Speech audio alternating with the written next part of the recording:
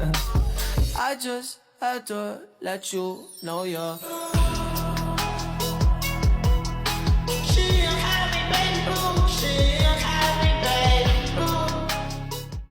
Oke, baik teman-teman, kita mulai membahas kerajaan Majapahit.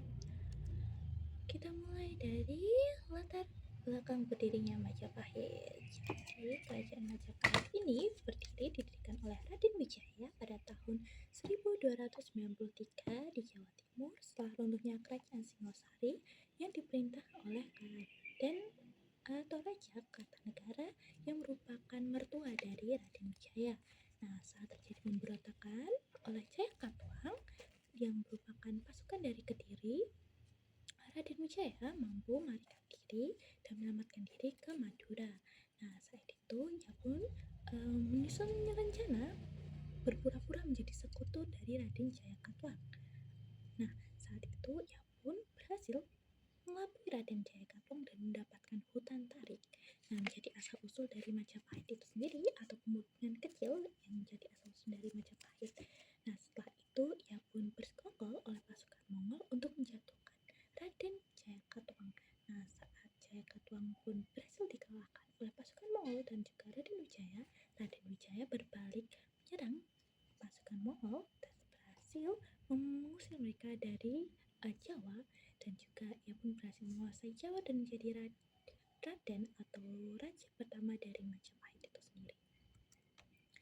Oke, selanjutnya kita bahas dari masa kejayaan.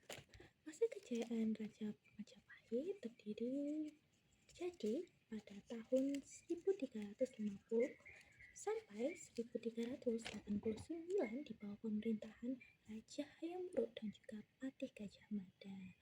Nah, pada masa ini Majapahit berhasil menyatukan sebagian besar wilayah Nusantara seperti Sumatera, Kalimantan, Bali, Sulawesi, Nusa Tenggara, Maluku, Papua, hingga Tumasik atau yang sekarang kita sebut sebagai Singapura, teman-teman. Nah, juga ada Semenanjung Malaya. Nah, karena luasnya wilayah ini menjadikannya kerajaan Majapahit menjadi kerajaan maritim terbesar di Asia Tenggara dengan komoditas utama lada, garam, dan juga kerajinan tangan. Nah, setelah masa kejayaan, tentu saja kita akan membahas masa kemunduran. Masa kemunduran dipicu saat wafatnya Hayam Wuruk. Nah, saat Hayam Wuruk wafat, terjadinya krisis kepemimpinan saat di Majapahit. Nah, Majapahit pun menjadi chaos dan terjadinya perang saudara yang terjadi atau dilakukan oleh anak-anak dari Hayam Wuruk.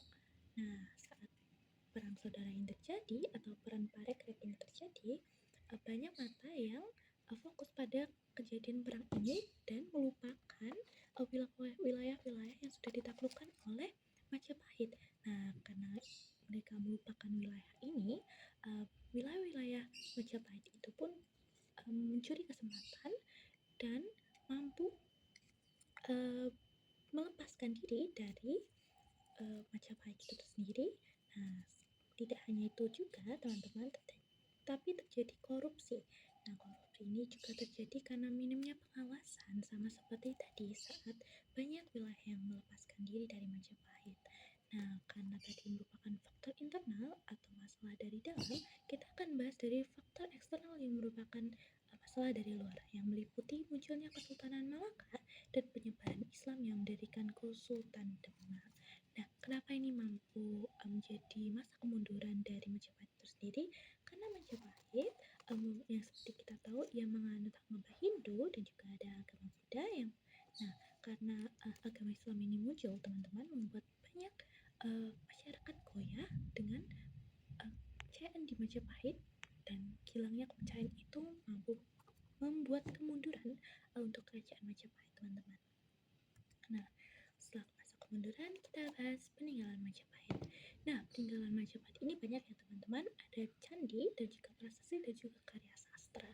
Nah, candi ini meliputi Candi Tikus, Candi Bajang Ratu, Candi Brahu, Penantaran, Jabung, Beringin Lawang, dan juga Pari. Nah, ada juga prasasti seperti prasasti Sukamerta, prasasti Kudadu, prasasti Canggu, dan juga Karya Sastra Negara Kertagama, dan juga kitab Sutasoma dan juga kitab Pararaton teman-teman. Setelah itu, nah karena tadi itu kan banyak banget ya teman-teman, kita akan bahas satu-satu ya. Kita mulai dari Candi Tikus. Nah, Candi Tikus ini merupakan pentirtaan atau tempat pemandian air yang diyakini digunakan oleh keluarga kerajaan. Nah, candi ini diberikan nama Candi Tikus dikarenakan saat pertama kali ditemukan, area tersebut merupakan gundukan. Nah, ternyata gundukannya itu merupakan sarang tikus. Jadi dinamakan Candi Tikus. Lalu selanjutnya kita akan bahas Candi Bajang Ratu. Candi Bajang Ratu dibangun untuk memperingati kematian Raja Jayanagara. Nah, meskipun disebut candi, teman-teman, fungsinya itu bukan untuk ibadah, melainkan sebagai padu raksa atau pintu gerbang beratap yang menuju ke sebuah bangunan suci atau kompleks keraton. Nah, jadi Candi Bajang Ratu ini diberi nama Bajang Ratu dikarenakan merujuk pada Jayanagara yang naik tahta pada usia belia yang merupakan bujang, teman-teman. Seperti itu. Lalu selanjutnya ada Candi Brahu. Candi Brahu atau Candi di Trowulan yang menurut prasasti Alasatan digunakan sebagai tempat pembakaran jenazah raja-raja pada zaman dahulu. Walaupun arkeolog sampai sekarang teman-teman tidak menemukan sisa abu jenazah dari raja-raja pada zaman dahulu. Teman-teman, candi yang selanjutnya ada Candi Penantara. Nah, kompleks candi Hindu ini terbesar di Jawa Timur yang berfungsi sebagai tempat upacara pemujaan untuk menangkal bahaya dari letusan Gunung Geluk. Nah, jadi tempat ini itu untuk berdoa dan meminta keselamatan dari letusan Gunung Geluk. Oke, selanjutnya ada Candi Jabung. Candi Jabung menurut kitab Negara Kertagama, Candi Jabung disebut sebagai Vajrajina Paramitapura. Nah, sebuah tempat pendarmaan bagi Raden Sumana, kerabat dari Raja Hayam Wuruk. Jadi Raja Hayam Wuruk itu pernah kesini teman-teman sebagai penghormatan dari pendarmaan Raden Sumana. Nah, uniknya candi ini yaitu terdapat dari bentuknya, yaitu bentuk tabung, tidak seperti candi-candi yang lain yang berbentuk persegi ataupun yang lainnya. Baik, selanjutnya ada Candi Wuringen Lawang. Nah, Candi Wuringen Lawang ini berfungsi sebagai pintu masuk utama menuju kompleks pemukiman penting atau bahkan pusat ibu kota Majapahit. Nah, nama Wuringen Lawang ini diambil dari pohon beringin yang besar yang dulu tuh ada di dekat gerbang ini. Nah, namun ditebang teman-teman dikarenakan dikhawatirkan oleh para arkeolog akan mengganggu struktur dari Candi Wuringen Lawang itu. Jadi ditebang karena urusan konservasi, teman-teman. Oke, selanjutnya ada Candi Pari. Nah, pada masa pemerintahan Raja Hayam Wuruk, wilayah ini di sekitar candi ini dikenal sebagai penghasil padi yang sangat melimpah. Nah, makanya candi ini diyakini sebagai dibangun dan bentuk syukur atas kesuburan tanah tersebut. Makanya disebut Candi Pari, teman-teman. Oke, selanjutnya ada Prasasti Sukamerta. Nah, prasasti ini menceritakan masa pemerintahan awal dari Raden Wijaya. Nah, prasasti ini juga berisi tentang penetapan desa Sukamerta sebagai daerah perdikan atau sima. Nah, daerah perdikan atau sima itu merupakan daerah khusus tanpa pajak yang biasanya dihadiahkan dari Raden Wijaya kepada desa-desa tertentu. Nah, sama seperti prasasti yang tadi, prasasti Kudadu ini berisi tentang desa Kudadu yang dijadikan daerah sima, yaitu daerah tanpa pajak. Nah, penghargaan ini diberikan kepada desa Kudadu dikarenakan Rama Kudadu, pemimpin dari desa tersebut, telah membantu Raden Wijaya saat ia melarikan diri dari kejaran tentara Jayakatwang saat perang dengan Kediri, teman-teman. Oke, selanjutnya ada Candi Canggu. Nah, sebuah daftar desa-desa di Sungai Bengawan Solo yang dipersembahkan sebagai tempat penyeberangan atau pelabuhan sungai. Oke, ya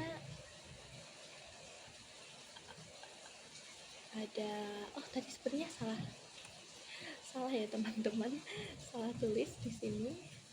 Oke, selanjutnya ada Kitab Negara Kertagama. Nah, Kitab Negara Kertagama merupakan karya sastra Jawa kuno yang ditulis oleh Prapanca pada tahun 1365 Masehi.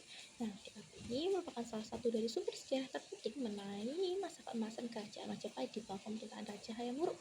Nah, makanya teman-teman, kita banyak tahu kenapa masa keemasan tadi dipimpin oleh Raja Hayam Wuruk dikarenakan based from kitab Negara Kertagama. Lalu berikutnya ada Kitab Sutasoma, mengisahkan perjalanan hidup Sang Sutasoma atau pangeran titisan Buddha yang meninggalkan keduniawian untuk mengalami jalan Buddha, Udayana, dan menegakkan Dharma. Nah, kitab ini juga merupakan asal dari Indonesia, yaitu Bhinneka Tunggal Ika. Oke, selanjutnya ada Kitab Pararaton. Kitab ini berisi tentang kisah legendaris dari Ken Arok dan berdirinya Kerajaan Singosari yang merupakan pertua dari Raden Wijaya tersebut, serta daftar-daftar silsilah dan sejarah raja-raja Majapahit hingga masa keruntuhannya. Oke, selanjutnya karena sudah selesai teman-teman, tadi merupakan peninggalan dari Kerajaan Majapahit. Sekarang saya akan bacakan daftar pustaka yang menjadi panduan saya menyusun PPT sekarang. Nah, saya mengambil dari Gramedia Com, terus ada CNN Indonesia, juga ada Kompas.com, ada Direktoria Majapahit, dan juga Ensiklopedia Telkom University, dan juga Regional Kampus.com. Baik teman-teman, sekian dari saya. Mohon maaf jika ada salah kata, semoga yang saya sampaikan hari ini bermanfaat bagi kita semua. Terima kasih teman-teman.